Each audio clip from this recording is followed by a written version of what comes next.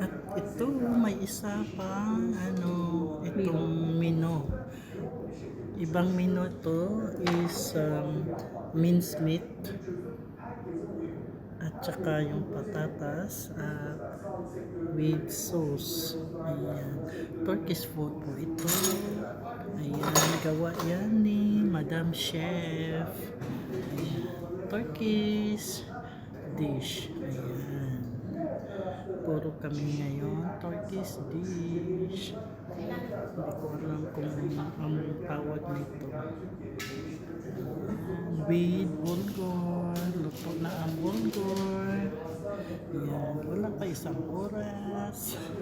Ayan. I-oven na yan. Ready to oven na yan.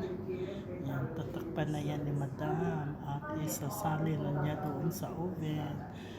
Ayan. Salamat po sa panonood. Hanggang dito na lang po. Thank you for watching. Okay na. Bawi-bawi na. Bye-bye.